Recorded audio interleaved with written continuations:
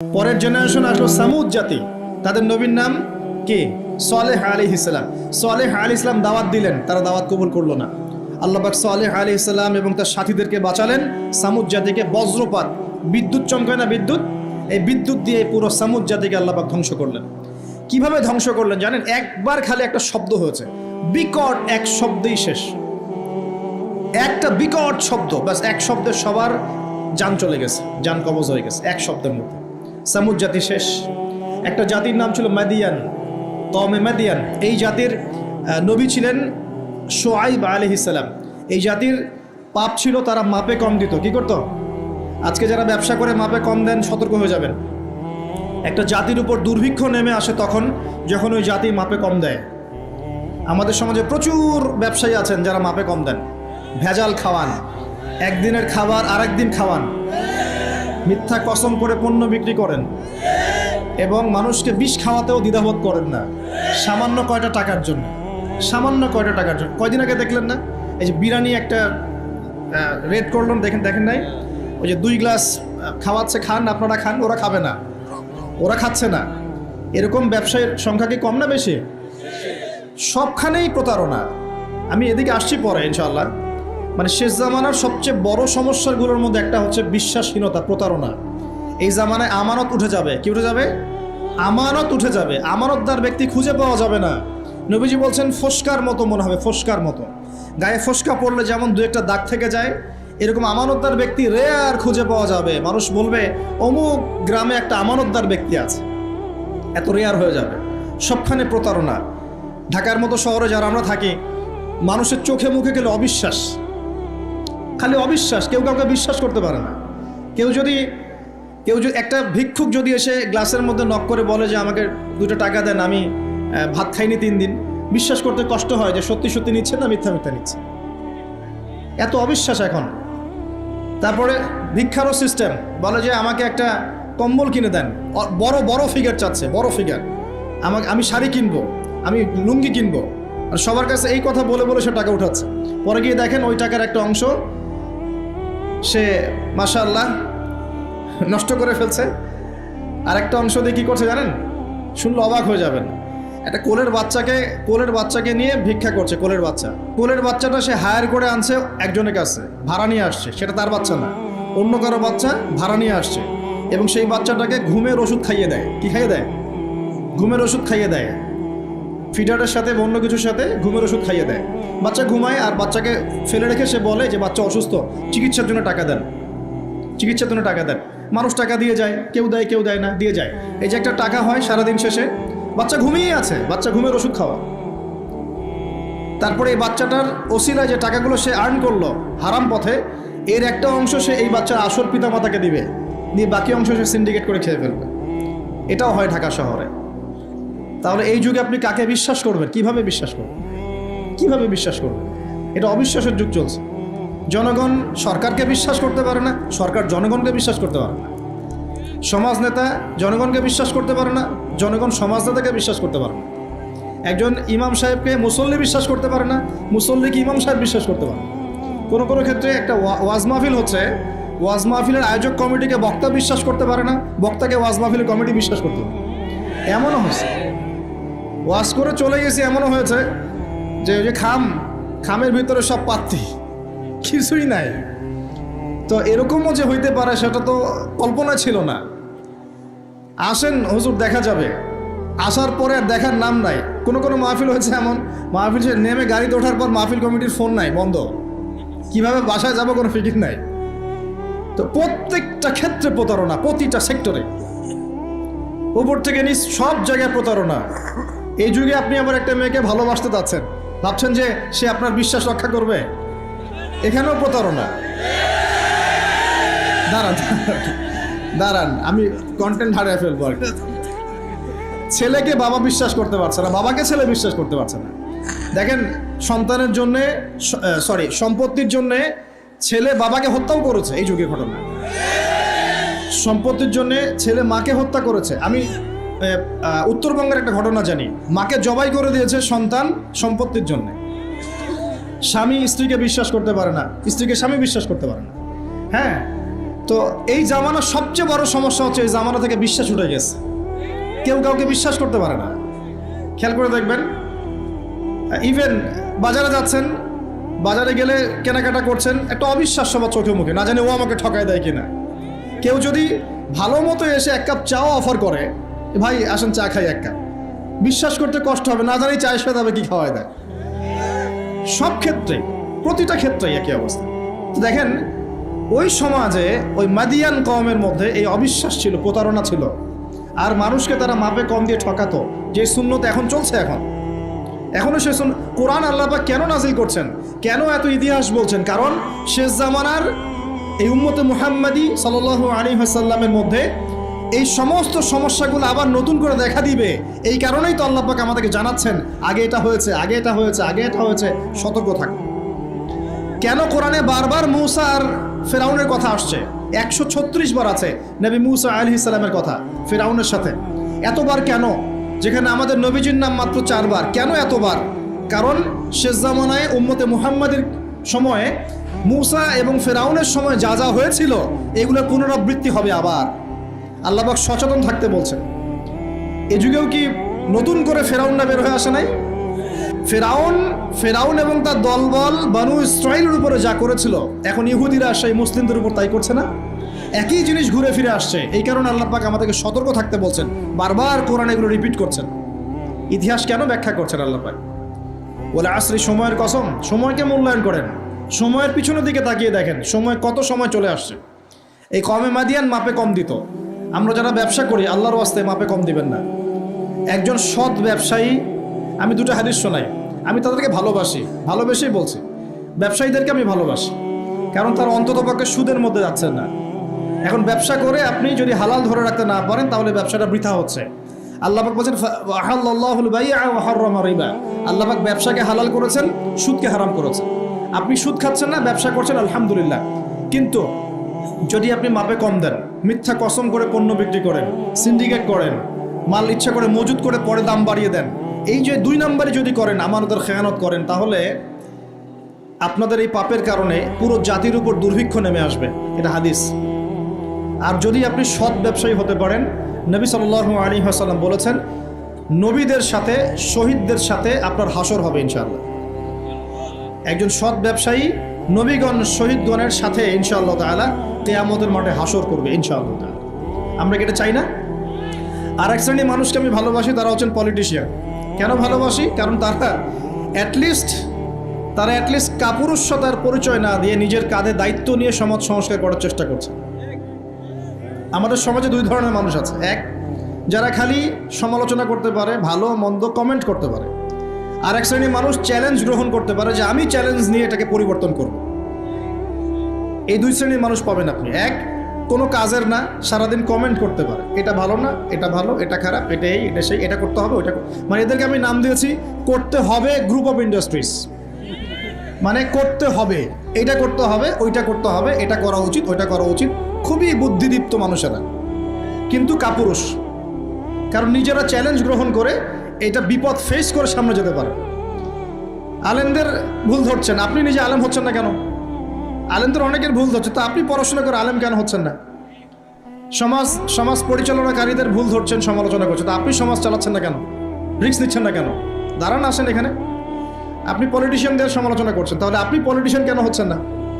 আপনি ইকোনমিক সেকশনের মানুষদের সমালোচনা করছেন, আপনি কেন দায়িত্ব নিচ্ছেন না? কেন যোগ্যতা অর্জন করে, ঝুঁকি নিয়ে, চ্যালেঞ্জ গ্রহণ করে সমাজ পরিবর্তন করার রিস্ক নিচ্ছেন না কেন? তাহলে 2 শ্রেণীর মানুষ পাওয়া যায়। কিছু মানুষ শুধু কথাই বলতে পারে, আর কিছু মানুষ কাজ করে দেখায়। তো অ্যাটলিস্ট তারা কাজ করে দেখানোর জন্যে বা মানুষের ভালো করার স্বার্থে তারা একটা দায়িত্ব কাঁধে নিয়েছেন। হয়তো দায়িত্বের যে ইসলামাইজেশন বা ইসলামিক দায়িত্ববোধ, এটা তাদেরকে হয়তো বোঝানো যাচ্ছে না, এটা সমস্যা। কিন্তু যদি এই দায়িত্বটাকে ইসলামাইজড করে পালন করা যায়, সমাজের কল্যাণ না কল্যাণ।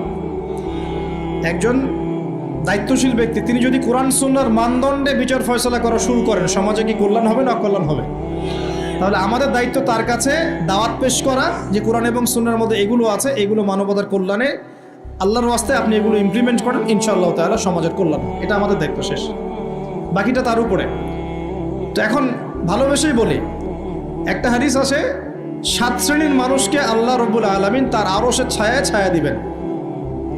হাদিসটা শুনেছেন তো? 7 শ্রেণীর মানুষকে আল্লাহ পাক তার নিজের আরশের ছায়ায় ছায়া দিবেন, মানে তারা জান্নাতে যাবে ইনশাআল্লাহ।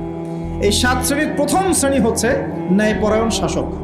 ন্যায়পরায়ণ শাসক, যাদেরকে আল্লাহ পাক শাসন ক্ষমতা দিয়েছেন, তারা যদি সমাজে ন্যায় বিচার প্রতিষ্ঠা করে, ইনশাআল্লাহ তারা আরশের ছায়া ছায়া পাবে। অতএব সব জায়গা থেকেই দিনের খেদমতে কাজ করার সুযোগ আছে কি নাই?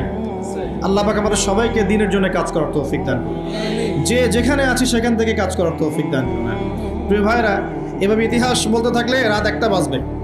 শর্ট করছি, ঈসা আলাইহিস সালামের যুগে আসেন, ওখানে একই সুন্নত দেখবেন। অল্প মানুষ ইসলাম কবুল করেছে, আল্লাহ পাক তাদেরকে বাঁচিয়েছেন। বেশিরভাগ করে নাই, তাদেরকে আল্লাহ পাক ধ্বংস করে দিয়েছে। নবী মুহাম্মদ সাল্লাল্লাহু আলাইহি ওয়াসাল্লামের যুগে আসেন, আবু জাহেল, আবু লাহাব, উতবা, সাইবা, এদেরকে আল্লাহ পাক কিন্তু ধ্বংস করে দিয়েছেন। আর নবী সাল্লাল্লাহু আলাইহি ওয়াসাল্লাম তার সাহাবীদেরকে আল্লাহ পাক সম্মানিত করেছেন। ওয়াল আসরি, সময়ের কসম, আল্লাহ পাক দেখাচ্ছেন আমাদেরকে প্রত্যেক যুগে যুগেই। খেয়াল করেন, প্রত্যেক যুগে যুগে ইতিহাসের শুরু থেকে শেষ পর্যন্ত যারাই আল্লাহ পাকের বিধানগুলো মেনে চলবে, তার নবীর আদর্শ মেনে চলবে এবং আল্লাহর বিরুদ্ধাচরণ করবে না, ইনশাআল্লাহ আল্লাহ পাক দুনিয়াতেও সফল করবেন, পরকালেও জান্নাত দিবেন ইনশাআল্লাহ। আর প্রত্যেক যুগে যুগে যারাই আল্লাহ এবং তার রাসূলের বিরুদ্ধাচরণ করবে, নবী রাসূলের আনুগত্য করবে না, আল্লাহর বিধান মানবে না, দুনিয়াতেও ধ্বংস করবেন, পরকালে আযাব দিবেন ইনশাআল্লাহ। এই সুন্নতের কোনো ব্যতিক্রম হবে না। আল্লাহ পাক আমাদের সবাইকে এই কথাটা বোঝার তৌফিক দান করুন। এবার এই সময় বা মহাকালের কসম আল্লাহ পাক আরেকটা কারণে করেছেন। যুবক ভাই, আপনি বোঝেন, এই সময় বা মহাকালের কসম আল্লাহ পাক আরো একটা কারণে করেছেন, সেটা হলো আল্লাহ পাক আমাদের হায়াতকে মূল্যায়ন করতে বলছেন। আল্লাহ পাক আমাদের হায়াতকে মূল্যায়ন করতে বলছেন। একটু চোখ বন্ধ করে রাত্রেবেলা চিন্তা করবেন, মনে করেন আপনার হায়াত 60 বছর। কত বছর? মনে করেন, ফর এক্সাম্পল, চোখ বন্ধ করবেন, আজকে বাসায় গিয়ে ঘুমানোর সময় দোয়া দরুদ পড়ে চোখটা বন্ধ করে ভাববেন, আদনান ভাই কথাটা বলে গেছে, একটু ভাবি। এইটুক যদি ভাবতে পারেন আজকে বাসায় গিয়ে, আজকে ওয়াজ আমার সফল ইনশাআল্লাহ। এই যে 200 কিলো আসছি, আবার 200 কিলো যাবো, ইনশাআল্লাহ সফল। কি ভাববেন প্রিয় ভাই? আমিও কিন্তু তরুণ, আমি কিন্তু বুড়া হয়ে যাই নাই। বুড়া হয়ে গেছে এখনো? আচ্ছা, আপনিও তরুণরা একটু ভাবি, চোখ বন্ধ করে ভাববেন যে আল্লাহ পাক আপনাকে সৃষ্টি করেছিলেন আল্লাহর ইবাদত করার জন্য। সূরা জারিয়াত 56 নম্বর আয়াত, ওয়া মা খালাকতুল জিন্না ওয়াল ইনসা ইল্লা লিয়াবুদুন। 1 2, আল্লাহ পাক আপনাকে সৃষ্টি করেছিলেন যাতে করে আল্লাহর দিনটাকে আপনি আল্লাহর জমিনে প্রচার করেন, প্রসার করেন, প্রতিষ্ঠা লাভ করেন। এই দুইটা আপনার কাজ ছিল। এখন আপনার বয়স হয়ে গেছে 30 বা 25, ধরে নেন যে আপনার হায়াত 60 বছর, তার মানে আপনার জীবনে বাকি আছে এখন 30 বছর।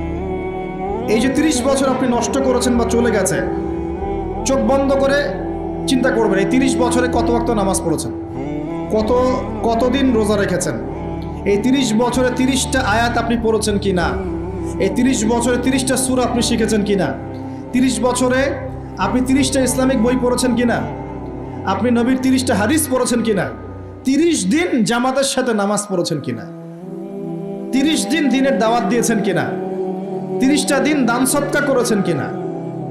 আমি খুব বেসিক কথা বলছি, আমি বলিনি আপনি 30 দিন 30টা যুদ্ধ করেছেন কিনা, এই কথা বলিনি। আমি আপনাকে বেসিক কথা বলছি, একদম বেসিক প্রাইমারি কথা।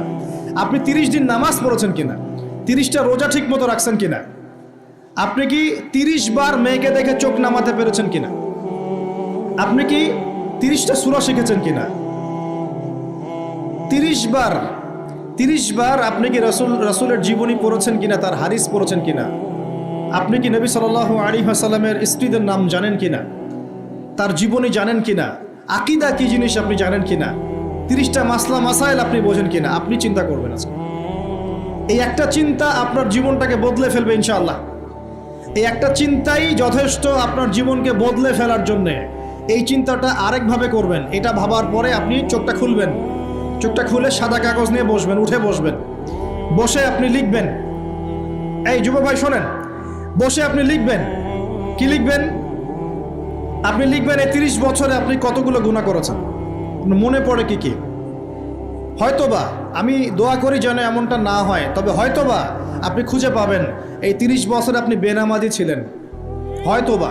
দাঁড়ান, 2, আপনি হয়তো দেখবেন আপনি অনেক দিন রমজানের রোজা রাখেন নাই, আপনি দেখবেন হয়তো আপনি দান সৎকা তো করেন নাই, রিক্সাওয়ালাকে থাপ্পড়ও দিয়েছেন। আপনি হয়তো দেখবেন যে হলে সিট বুকিংয়ের জন্য হকি স্টিক নিয়ে মারামারি করেছেন। আপনি হয়তো দেখবেন যে 30 বছরে 30টা মেয়ের সাথে সম্পর্ক করা শেষ। আপনি হয়তো দেখবেন যে আপনি অলরেডি পতিতলায় ভিজিট করে চলে আসছেন। আপনি 30 দিন, এই 30 বছরে 30 বার কমপক্ষে এই মাদকের আসরে বসেছিলেন, এবং 30 বছরের বহু সময় আপনি অনলাইনে নষ্ট করেছেন, পর্নোগ্রাফি দেখে নষ্ট করেছেন, গোপনে পাপ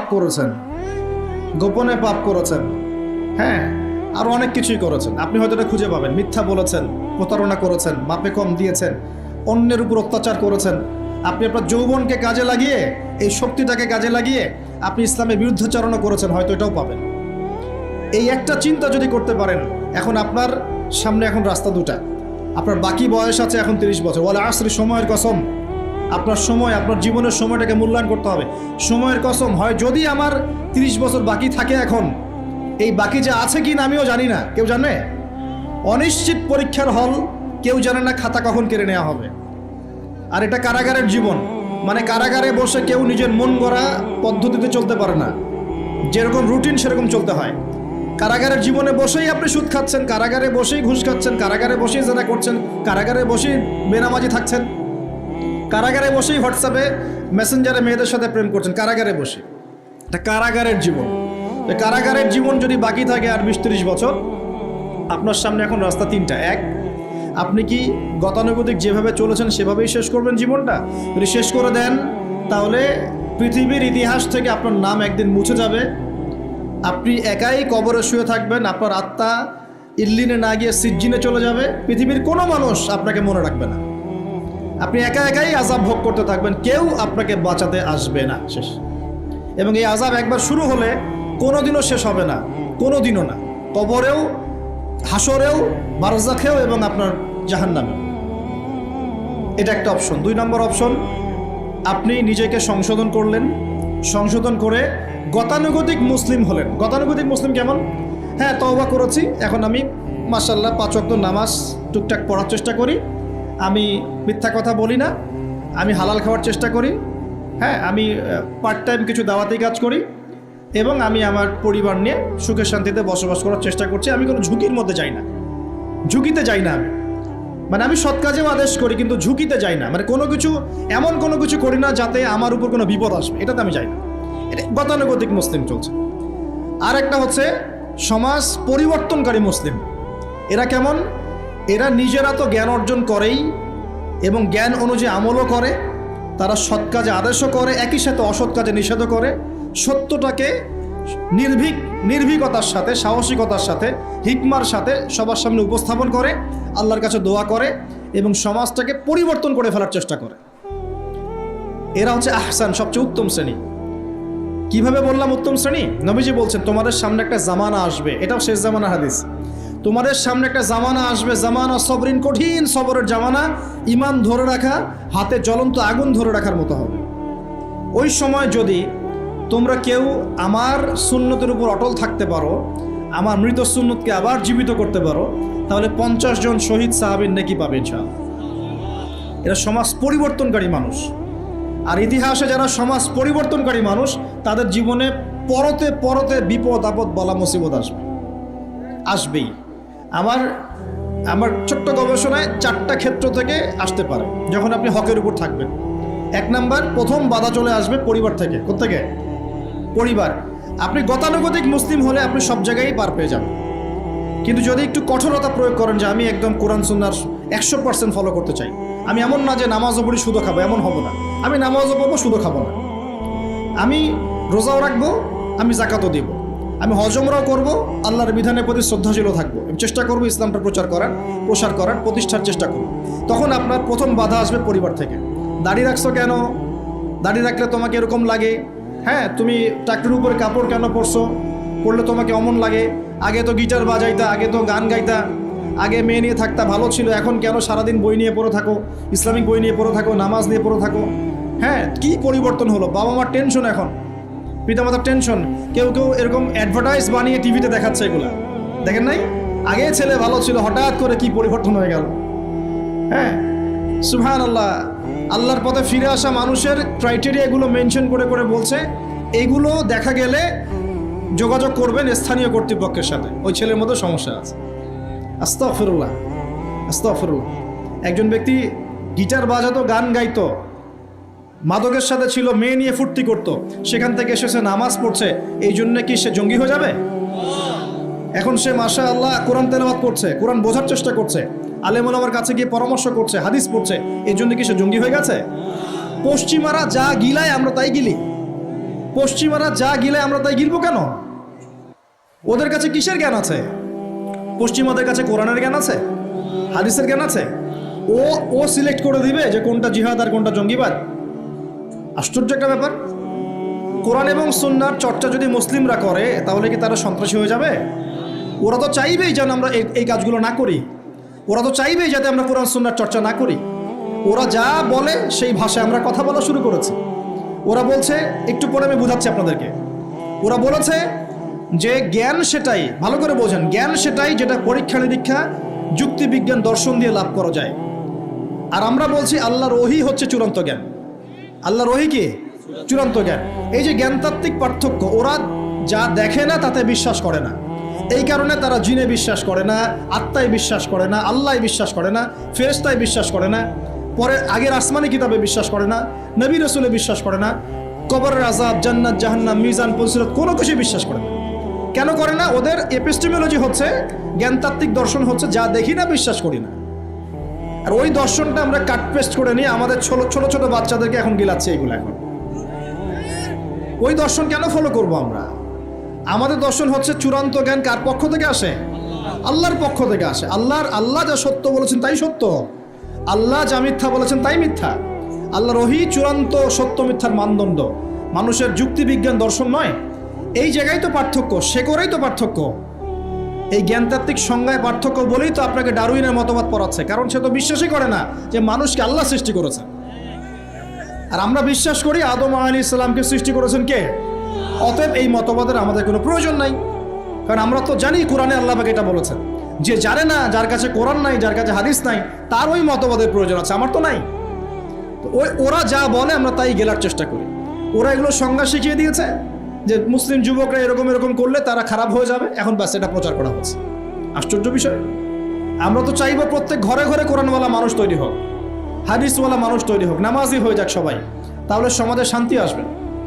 একজন নামাজি ব্যক্তি বেশি ভদ্র হয় না বেনামাজি ভদ্র হয়? বলেন। তার নামাজ মানুষকে শৃঙ্খলা শেখায় না, কোরআন মানুষকে মানবতা শেখায় না। কোরআন সুন্নাহর কোনো জায়গায় কি বলা আছে নিরপরাধ কোনো মানুষকে হত্যা করতে হবে?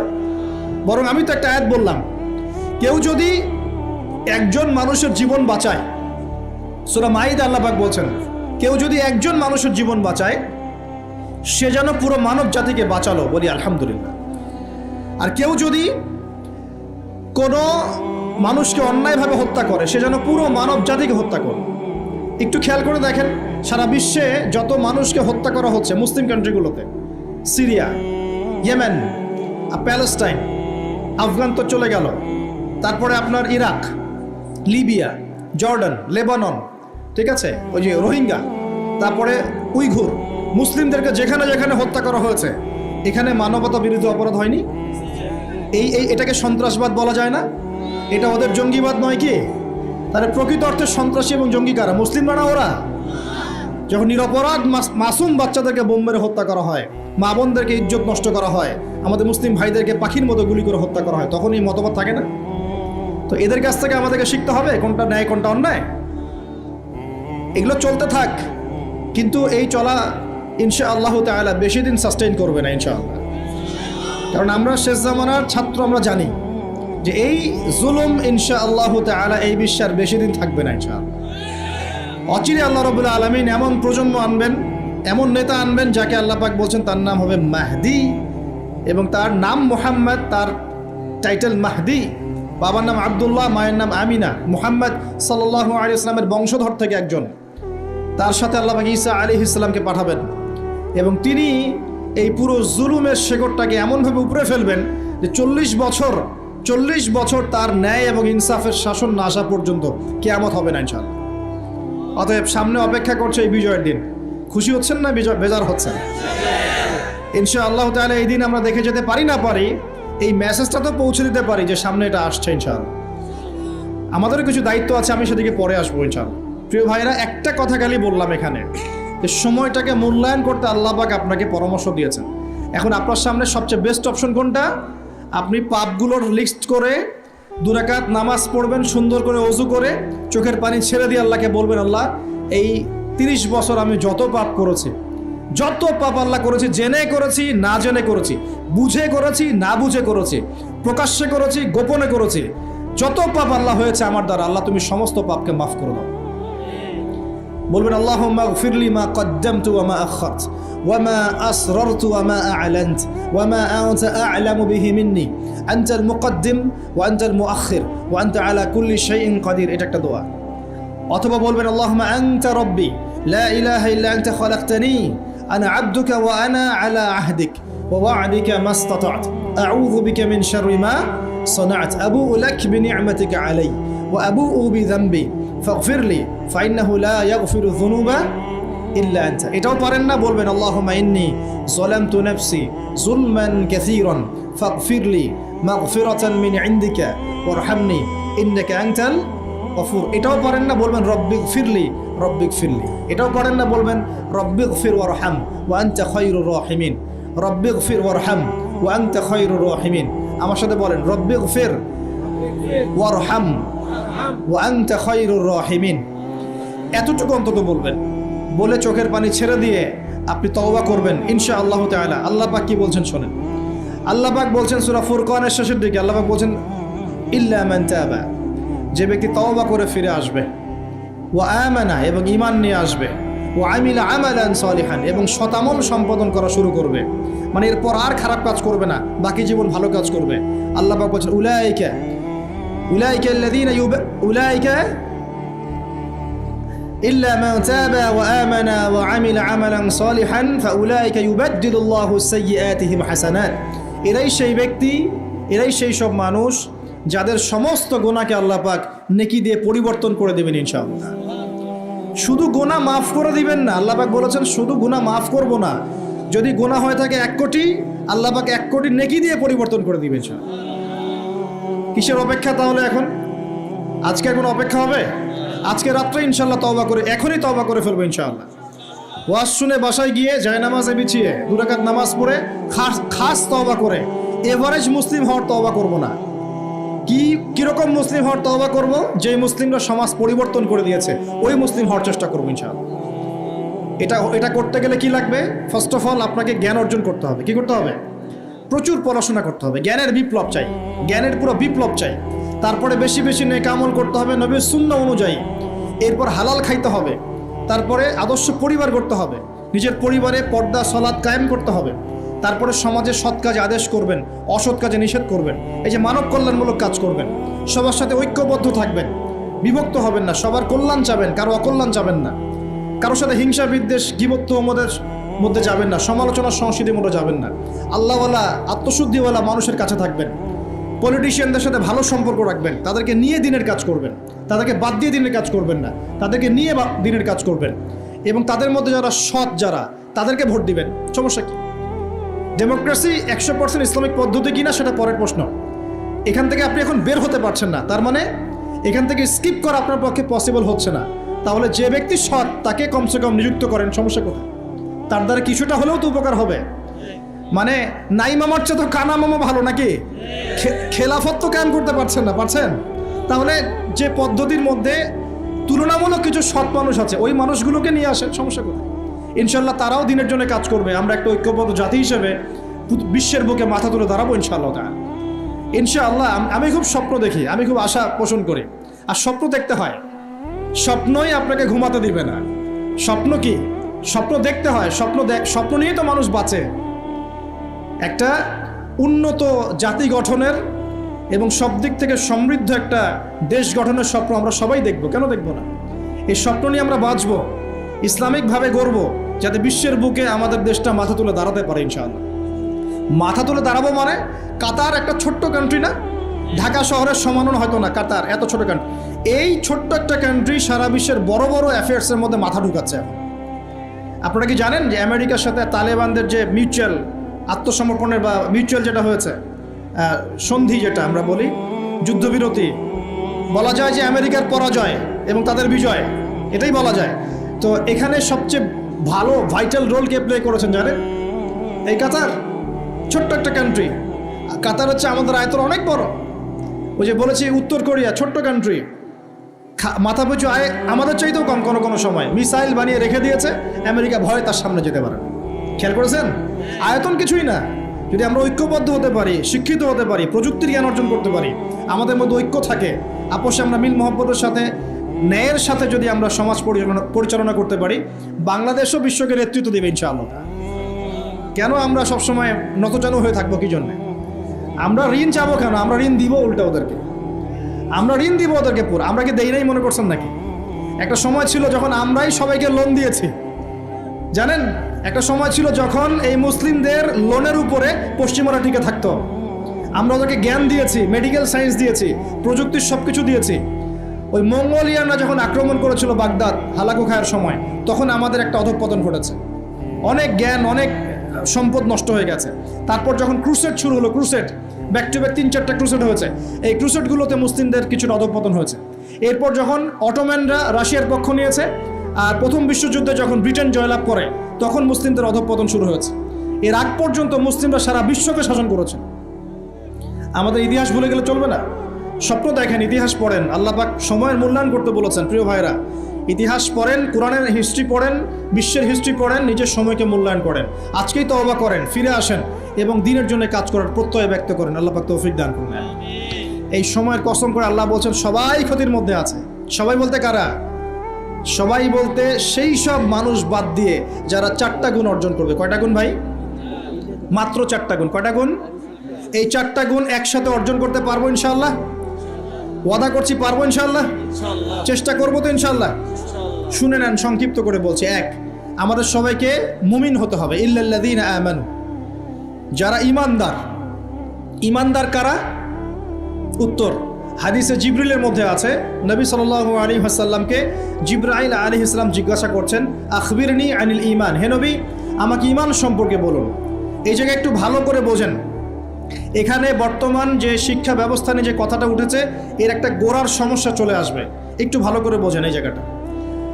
জিবরাইল আলাইহিস সালাম বলছেন, হে মুহাম্মদ সাল্লাল্লাহু আলাইহি ওয়াসাল্লাম, আল ঈমান, ঈমান হচ্ছে আন তুমিনা বিল্লাহ, তুমি আল্লাহতে বিশ্বাস করবে। 1, ওয়া মালাইকাতিহি, ফেরেশতাগণে বিশ্বাস করবে। 2, 3, ওয়া কুতুবিহি, আসমানি কিতাব সমূহে বিশ্বাস করবে। 4, ওয়া রুসুলিহি, রাসূলগণে বিশ্বাস করবে। 5, ওয়াল ইয়াউমিল আখির, পরকালে বিশ্বাস করবে। 6, ওয়াল কদরি খাইরি ওয়া শাররি, তাকদীরের ভালো মন্দে বিশ্বাস করবে।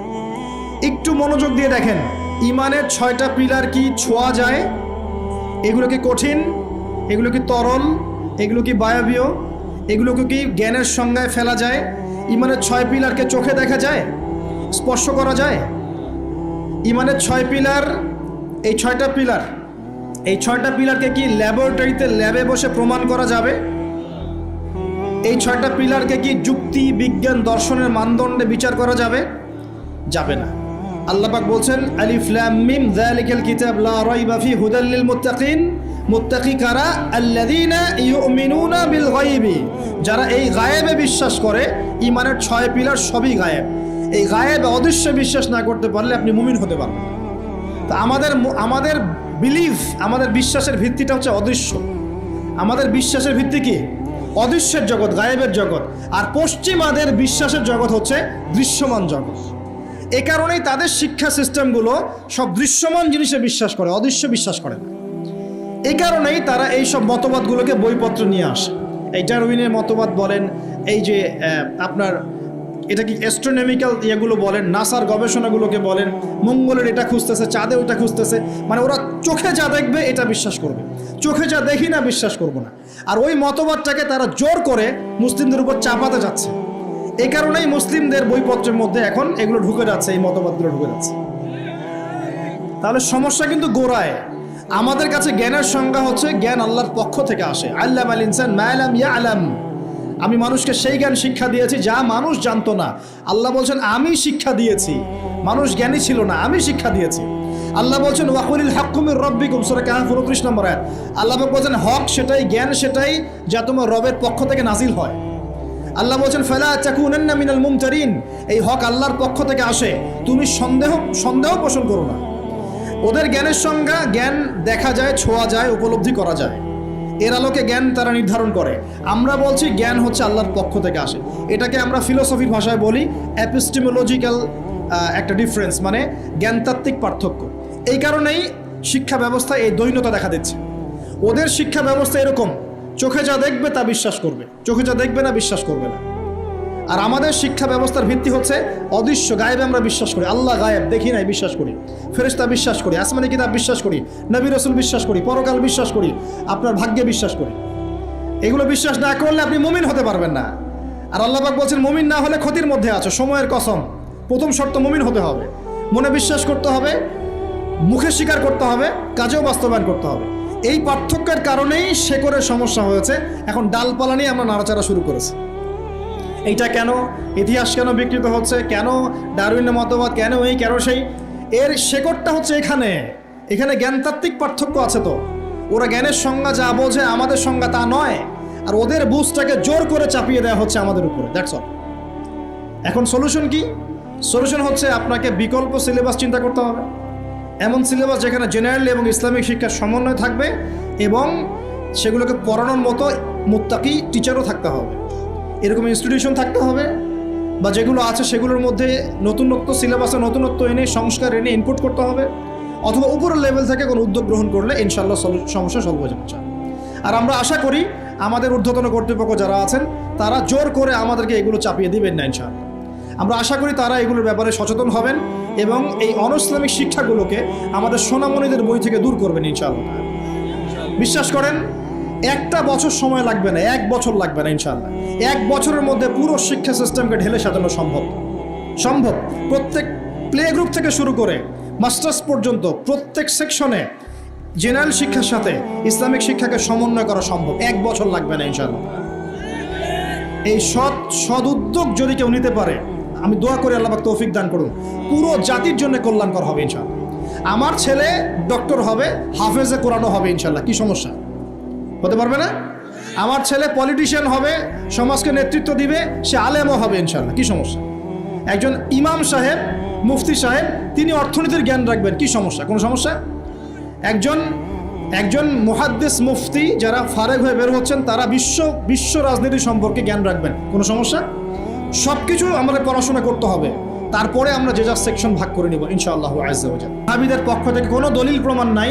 এরকম যদি কোনো আমল কেউ করে, এরকম কোনো আকীদা কেউ পোষণ করে, সেটা হবে বেদাতি আমল, বেদাতি আকীদা। বোঝা যাচ্ছে কথা? বেদাতি আমল আকিদায় কেউ লিপ্ত থাকলে তার আমল কবুল হবে না, তার আমল কবুল হবে না। তার আমলকে আল্লাহ পাক ধুলো বানিয়ে দিবেন, হাউজে কাউসারের পানি পাবে না, নবীজি সুহকান লিমান গায়্যারা বা'দি বলে তাড়িয়ে দিবেন এবং জাহান্নামে যেতে হবে। বেদাত যে করে সে তো অপরাধী। যে বেদাতিকে সম্মান পর্যন্ত করে তার উপর আল্লাহ পাক লানত করেছেন, ফেরেশতা লানত করবে। কথা বুঝতে পারছেন? মান আহদাসা হাদাসান, কেউ যদি কোনো বেদাত করে, আওয়া মুহদিসান, নিজে বেদাত করে না কিন্তু বেদাতিকে আশ্রয় দেয় বা সম্মান প্রদর্শন করে, ফাআলাইহি লানাতুল্লাহি ওয়া মালাইকাতিহি ওয়ান নাসি আজমাইন, তার উপরে আল্লাহ, ফেরেশতা, পুরো মানব জাতির অভিশাপ বর্ষিত হবে বলে নাউযুবিল্লাহ। অন্য হাদিসে আছে সে যেন ইসলামকে ধ্বংস করার ব্যাপারে সাহায্য করবে। অতএব এই স্রোতে গা ভাসাবেন না, স্রোতে গা ভাসিয়ে দিবেন না। যে আমলের দলিল আছে, প্রমাণ আছে, এগুলোই আমলে সলেহ। যেগুলো দলিল প্রমাণ নাই, মানুষ বানিয়ে নিয়েছে, এগুলো আমলে সলেহ নয়, এগুলো করলে উল্টা গোনাহ হবে। নবীজি বলছেন একটা হাদিসে যে ফামান রাগিবা আন সুন্নতি ফালাইসা মিন্নি, কেউ যদি আমার সুন্নত থেকে মুখ ফিরিয়ে নেয় সে আমার উম্মতের অন্তর্ভুক্ত না। কুল্লু বিদআতিন দালালা, প্রত্যেকটা বেদাত ভ্রষ্টতা, ওয়া কুল্লু দালালাতিন ফিন্নার, প্রত্যেক ভ্রষ্টতার পরিণাম হবে জাহান্নাম। যে আমলটা করবেন চেক করে দেখবেন দলিল প্রমাণ আছে কি নাই। এখন যদি দেখেন সমাজের সব মানুষই বেদাত করে, আপনি কি করবেন? এখন বলবেন সামাজিকতার খাতির আমিও করি, তাহলে ওই সমাজ যদি জাহান্নামে যায় আপনাকেও যেতে হবে। নাউযুবিল্লাহ। ইসলাম সামাজিকতা দেখে চলে না, ইসলাম চলে কোরআন এবং হাদিস দেখে। সুন্নত সামাজিকতার ধার ধারে না, সুন্নত ধার ধারে দলিলের। দলিল আছে কিনা, প্রমাণ আছে কিনা, নবী করেছেন কিনা, সাহাবী করেছেন কিনা, ইমামদের থেকে প্রমাণ আছে কিনা, আমরা সেটা দেখব। প্রমাণ নাই, দলিল নাই, যত টাটকা মজার মুখরোচক মনে হোক না কেন, সবাই করুক না কেন, আপনার করা যাবে না, করলে বেদাত হয়ে যাবে। আল্লাহ পাক বোঝার তৌফিক দান করুন। আর বেদাত তো করবেনই না, বেদাতিকে সম্মানও করবেন না। বেদাতিকে ট্রল করতে করতেই তো ভাইরাল হয়ে গেছে, ট্রল করতে করতে মজা করতে করতেই তো ভাইরাল হয়ে গেছে। এই তো সমস্যা আমাদের, আল্লাহ পাক বোঝার তৌফিক দান করুন, আমিন। আরেকটা বিষয় হলো ওয়াতাওয়াসাউ বিল হক, যারা পরস্পরকে হকের দাওয়াত দেয়। আচ্ছা, হকটা কি? এখন হকের সংজ্ঞা সূরা কাহাফের 29 নম্বর আয়াত আছে। কোন আয়াতে? কোন সূরা বলেন? সূরা কাহাফ কত নম্বর আয়াত? 29। সূরা বাকারাতেও আছে, সূরা কাহাফে আল্লাহ আছে, আল্লাহ বলেছেন, আল্লাহ পাক বলেছেন হকটা কি? ওয়াকুল হাক্কু মির রাব্বিকুম, বাস শেষ। হে নবী বলে দিন, হক সেটাই যা তোমার রবের পক্ষ থেকে নাজিল হয়। হকটা কি? যা তোমার রবের পক্ষ থেকে নাজিল হয়। বলেন তো রবের পক্ষ থেকে কি নাজিল হয়েছে? কোরআন এবং তার ব্যাখ্যা কি আছে? হাদিস। যখন তাওরাত নাজিল হয়েছিল সেটা কি হক ছিল? ছিল। যখন তাওরাত নাজিল হয়েছে তখন সেটাও হক ছিল। যখন ওটাকে বিকৃত করা হয়েছে তারপর আল্লাহ পাক জাবুর নাজিল করেছেন দাউদ আলাইহিস সালামের উপরে। এই জাবুর যখন নাজিল হয়েছে তখন জাবুরই হক ছিল। যে জাবুর মানতো না সে কাফের হয়ে গিয়েছিল, যে জাবুর মানতো সে মুসলিম ছিল। এরপর ইনজিল এসেছে জাবুর বিকৃত হওয়ার পরে। ইনজিল যখন এসেছে ইনজিলই হক ছিল। ইনজিল যে মেনেছে আল্লাহ পাক তাকে মুসলিম বলেছেন, সেও মুসলিম ছিল। যে ইনজিল মানে নাই সে কাফের হয়ে গিয়েছিল। ইনজিলকে বিকৃত করার পরে আল্লাহ পাক দিয়েছেন কি? সর্বশেষ আসমানি কিতাব আল কোরআনুল কারীম এবং তার ব্যাখ্যায় নবীর সুন্নাহ, হাদিস নবী সাল্লাল্লাহু আলাইহি ওয়াসাল্লাম। এই কোরআন এবং সুন্নাহকে মিলেই ইসলাম। এই ইসলাম হচ্ছে একটা কমপ্লিট কোড অফ লাইফ, জীবনের সব ক্ষেত্রে সমাধান আছে। এখন এই হকটার দাওয়াত আল্লাহ পাক দিতে বলছেন। তাহলে দাওয়াতটা কিভাবে শুরু করব? আগে জ্ঞান অর্জন করব, নিজে আমল করব, নিজের উপর প্রতিষ্ঠা করব, আমার পরিবারে প্রতিষ্ঠা করবো, আমার নিকটস্থ আত্মীয়দেরকে দাওয়াত দেব, আমার বন্ধু মহলে দাওয়াত দেব, আমার বান্ধবীদেরকে, আপনার বান্ধবীদেরকে দাওয়াত দিবেন। আপনার বান্ধবী মানে মেয়েদেরকে বলছি আর কি, আপনাকে বলছি না, বোনদেরকে বলছি। আপনারা আপনাদের বান্ধবীদেরকে দাওয়াত দেবেন, আপনারা বন্ধুদেরকে দাওয়াত দিবেন। এই যুগে সবাইকে কমপক্ষে পার্ট টাইম দায়ী হতে হবে, সবাইকে কমপক্ষে পার্ট টাইম দায়ী সবাইকে হতে হবে। আপনি নামাজ পড়ছেন, নামাজের দাওয়াত দেন। আপনি দান সৎকার করেন, দান সৎকার দাওয়াত দেন। আপনি সুদ খাচ্ছেন না, আপনি দাওয়াত দেন ভাই সুদ খায়েন না। যেগুলো স্পষ্ট সেগুলোর দাওয়াত আপনি দিবেন। ইখতিলাফি মাসআলাগুলোকে নিয়ে ব্যস্ত হবেন না। ইখতিলাফি মাসআলাগুলোকে নিয়ে ব্যস্ত হলে উম্মাহ বিভক্ত হয়, ফাটল সৃষ্টি হয়। আল্লাহ পাক আমাদের সবাইকে হকের দাওয়াত দেওয়ার তৌফিক দান করুন। এরপরে যদি আল্লাহ পাক আরো বড় ক্ষমতা দেন তখন আরো বড় পরিসরে আমরা দাওয়াতি কাজ করবো ইনশাআল্লাহ তাআলা। শুরুটা হবে ব্যক্তি জীবন থেকে। আল্লাহ পাক আমাদের সবাইকে ব্যক্তি জীবন পরিবর্তন করার তৌফিক দান করুন, আমাদের পারিবারিক জীবন পরিবর্তন করার তৌফিক দান করুন, আমাদের সমাজকে পরিবর্তন করার তৌফিক দান করুন, আমাদের রাষ্ট্র নেতাদেরকে আল্লাহ পাক হেদায়েত দান করুন, আমরা দোয়া করি। সবশেষ কথা, ওয়াতাওয়াসাউ বিস সবর, যারা সবরের উপর থাকবে এরা ক্ষতিমুক্ত থাকবে। হকের সাথে সবরের কথা কেন? এর জন্য একজন নবীর কথা বলাই যথেষ্ট। তারপরে আমি কয়েকজনের কথা বলছি। নূহ আলাইহিস সালাম, নাম শুনেছেন? নাম শুনেছেন? কত বছর দাওয়াত দিয়েছেন? কত বছর? 950 বছর। কত বছর? 950 বছর তিনি দাওয়াত দিয়েছেন মানুষকে। তাও আল্লাহ তার ভাষায় বলছেন সূরা নূহের মধ্যে, তিনি বলছেন ইন্নী দাআউতু কওমি লাইলা ওয়া নাহারা। তিনি বলছেন নূহ আলাইহিস সালাম, হে আল্লাহ, আমি দিন রাত মানুষকে দাওয়াত দিয়েছি। দিন রাত, দিন আমি যে 1 ঘন্টা 1.5 ঘন্টা ওয়াজ করলাম এমন না, দিন রাত মানুষকে দাওয়াত দিয়েছি আমি। ওয়ালাম ইয়াজিদহুম দুআই ইল্লা ফিরারা, আমার দাওয়াত শুনে মানুষ খালি পালিয়ে গেছে, পালিয়ে গেছে। মানুষ আমাকে পাগল বলেছে। মরুভূমির মধ্যে জাহাজ বানাচ্ছ, মানুষ পাগল বলেছে, কটাক্ষ করেছে, গালি দিয়েছে, হত্যার চেষ্টা করেছে। আল্লাহ, আমি দিন রাত মানুষকে দাওয়াত দিয়েছি। শেষমেশ তিনি এতটাই দুঃখ ভরাক্রান্ত মন নিয়ে দোয়া করছেন, তিনি বলছেন রব্বি লা তাযার আলাল আরদি মিনাল কাফিরিনা দাইয়ারা। আল্লাহ 950 বছর দাওয়াত দিয়েছি, এই কয়টা মানুষ ইসলাম কবুল করেছে। আল্লাহ, তুমি এই পৃথিবীতে কোনো কাফেরকে আর বাকি রেখো না, আযাব দিয়ে ধ্বংস করে দাও। তিনি বলছেন রব্বি আন্নী মাগলুবুন ফান্তাসির, সূরা কমারের মধ্যে আছে। তিনি বলছেন আল্লাহ, আমি পরাজিত হয়ে গেছি, আমাকে সাহায্য করো, আমি আর পারছি না। কোন পর্যায়ে গেলে একটা মানুষ এই কথা বলতে পারে? আমরা তো 2 দিন 4 দিন দাওয়াতি কাজ করে হাবশায় যাই। এক ভাইকে নামাজের দাওয়াত দিয়েছি 3 দিন, নামাজ পড়ে না, বলছি তোর দ্বারা হবে না, আশা শেষ করে ফেলি, আশা পোষণ করি না। হ্যাঁ, পরিবারে স্ত্রী কথা শোনে না, 1 বছর সবর করেছি, তালাক দাও তালাক দাও, চলবে না, এরকম মনে করি আমরা। ঠিক আছে, সন্তানকে দাওয়াত দিই, কথা শোনে না, সন্তানকে আমরা ত্যায্য পুত্র করে ফেলছি। অনেক অধৈর্য আমরা মুসলিমরা, খুব আবেগী হয়ে গেছে এখন আমরা, আর অধৈর্য হয়ে গেছে। সবর করতে হবে। আমাদের নবীজির 23 বছর লেগেছে। কত বছর? 23 বছরে আল্লাহর নবীকে মানুষ হত্যার চেষ্টা করেছে 16 বার, গালি দিয়েছে 15টা। যেই মানুষটাকে সবাই বলতো আল আমিন আস সাদিক, সেই মানুষকে মানুষ বলা শুরু করেছে কাযযাব, সাহের, জাদুকর, এই মিথ্যাবাদী, হ্যাঁ, ঐক্য বিনষ্টকারী ইত্যাদি। তাকে দেশ থেকে বের করে দিয়েছে, তায়েববাসী রক্তাক্ত করেছে, কত নির্যাতন করেছে, উটের নাড়ি ভুড়ি চাপিয়ে দিয়েছে সেজদারত অবস্থায়, গলায় চাদর দিয়ে ফাঁস দিয়েছে আমাদের নবীকে, উহুদের মাঠে আঘাত করেছে মাথার মধ্যে। কই নবী সাল্লাল্লাহু আলাইহি ওয়াসাল্লাম তো অধৈর্য হন নাই, ছেড়ে দেন নাই, ময়দান ত্যাগ করেন নাই। আমরা তো অল্পতেই কেন অধৈর্য হয়ে যাই? হাজার হাজার মানুষ আসবে চলে যাবে, কিন্তু দ্বীন ইসলাম থেকে যাবে ইনশাআল্লাহ। একসময় ভালো থাকবে, কখনো খারাপ থাকবে, কখনো বেগবান হবে, কখনো একটু মন্থর হবে, দিন এগিয়ে যাবে ইনশাআল্লাহ। একজন আসবে, হয়তো তাকে মেরে ফেলা হবে, আরেকজন আসবে ইনশাআল্লাহ। একজন আসবে, তাকে সরিয়ে দেওয়া হবে, আরেকজন আসবে ইনশাআল্লাহ। 100 আলেম আছেন, 100 আলেমের মৌত হবে, আরও 100 আলেম আসবে ইনশাআল্লাহ। দিন থেমে যাবে না কখনো ইনশাআল্লাহ, এগিয়ে যাবে। একটা পয়েন্ট দেখেন, নূহ আলাইহিস সালামের বাড়িতেও শান্তি ছিল না। কীরকম? কমপক্ষে আমাদের নবী সাল্লাল্লাহু আলাইহি ওয়াসাল্লামের জীবনে বাইরের মানুষ তাকে কষ্ট দিচ্ছে, ঘরের মধ্যে খাদিজা রাদিয়াল্লাহু আনহা আছেন এবং তিনি তার মতাদর্শের মানুষ। বাসায় গিয়ে তিনি খাদিজা রাদিয়াল্লাহু আনহার সাথে সুখ পাচ্ছেন, শান্তি পাচ্ছেন, কারণ স্ত্রী তার পক্ষে আছেন।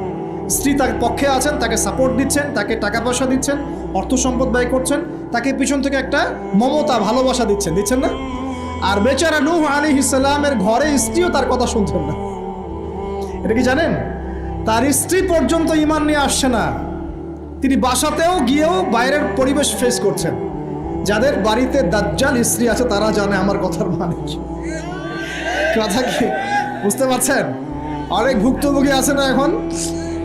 বাহিরে আমরা অনেক প্রবলেম ফেস করি, বাসায় গিয়ে যদি দেখি একজন নেককার স্ত্রী, তার কোলে আপনি শুয়ে আছেন, সে আপনাকে আদর করছে, মহব্বত করছে, তার সাথে আপনি প্রবলেম শেয়ার করছেন, সে আপনাকে সাপোর্ট দিচ্ছে, আপনি কিন্তু ভিতর থেকে একটা ভালো লাগা ফিল করবেন। বাইরের খারাপটা আপনার আর কাজের মাথায় আসবে না এটা। আর যদি দেখেন যে বাইরেও আপনি অনেক স্ট্রাগল করছেন, বাসায় গিয়ে যখন ঢুকলেন, ব্যাস ওখানে আর এক জাহান্নাম শুরু হয়ে গেল, আযাব, তখন কিন্তু আপনার আর মাথা কাজ করবে না। তো এই অবস্থা যাদের আছে, আল্লাহ তাদের অবস্থা উন্নতি করুন, সমস্যা দূর করুন, দোয়া করি। যাদের এই হতভাগা যারা আছেন তারা জানেন যে এরকম সমস্যা হলে কীরকম কষ্ট হয়। তো নূহ আলাইহিস সালামের কিন্তু ঘরে এই সমস্যা ছিল। আমরা তো কয়দিন আগে দেখলাম না, বাংলাদেশের একজন মানুষ তার স্ত্রীকে নিয়ে একটা অভিযোগ করলেন। এখন আমি অনেকদিন আগেই বলেছি, শেষ জামানায় কিন্তু ফ্যামিনিস্ট রেভলিউশন বাড়বে। কি বাড়বে? ফ্যামিনিস্ট রেভলিউশন মানে নারীকে আপনি আর ঘরে রাখতে পারবেন না, ও বাঁধন ছিন্ন করে বেরিয়ে চলে যাবে, ও সম অধিকার, নারী অধিকার, বিভিন্ন স্লোগান দিয়ে কোনো ক্ষেত্রে দেখবেন পুরুষের উপরে এসে টেক্কা দেওয়ার চেষ্টা করবে। কোনো ক্ষেত্রে নারী নির্যাতনের জায়গায় পুরুষ নির্যাতন করা শুরু হবে, দেখবেন। তো এগুলো কিন্তু দিন দিন বাড়ছে, ডিভোর্স বাড়ছে। ম্যাক্সিমাম ফ্যামিলিগুলো এখন অলমোস্ট, অনেক ফ্যামিলি, ম্যাক্সিমাম তো বলতে পারবো না, অনেক ফ্যামিলির মধ্যেই এই সমস্যাগুলো দেখা যাচ্ছে। এখানে স্ত্রীর ভূমিকাও যেমন থাকতে হবে, স্বামীর ভূমিকাও থাকতে হবে। আমরা স্ত্রীদের প্রতি কোমল হব, এটাও ঠিক আছে, একই সাথে স্ত্রীকেও রিকোয়েস্ট করতে হবে যে আপনাকে আপনার স্বামীর সম্মান বুঝতে হবে। একটা সংসার টিকে থাকে শুধু ভালোবাসার ভিত্তিতে না, একটা সংসার টিকে থাকে বিশ্বাসের ভিত্তিতে। কিসের ভিত্তিতে? সংসারে বিশ্বাস থাকতে হবে, আমানতদারিতা থাকতে হবে, পরস্পর সম্মানবোধ থাকবে, শ্রদ্ধাবোধ থাকবে, একে অপরের প্রবলেম শেয়ার করতে হবে। এটা জরুরি না যে আপনাকে বুঝতে হবে আপনার স্বামীর সমস্যা, আপনি তার সমস্যা বুঝবেন না, এরকম স্বার্থপর চিন্তা করলে তো হবে না সবসময়। আপনাকেও তাকে বুঝতে হবে, সেও আপনাকে বুঝবে। খালি চিন্তা করবেন যে আমাকে সে কেন বোঝে না, তারপরে তো সমস্যা। আপনাকেও তো তাকে বুঝতে হবে। উভয়কে উভয়ের জায়গায় ছাড় দেওয়ার মানসিকতা না রাখলে সংসারগুলো টিকবে না। এখন সংসারগুলো ভেঙে যাচ্ছে। প্রিয় ভাইরা, একটা পয়েন্ট থেকে এখানে চলে আসছি যে নূহ আলাইহিস সালামের সংসারে কিন্তু এই সমস্যাটা ছিল। তার স্ত্রী কিন্তু ঈমান নিয়ে আসে নাই, এবং সূরা তাহরিমের মধ্যে আল্লাহ পাক বলেছেন যে জাহান্নামীদের সাথে নূহ আলাইহিস সালামের স্ত্রী এবং লূত আলাইহিস সালামের স্ত্রীও জাহান্নামে যাবে না।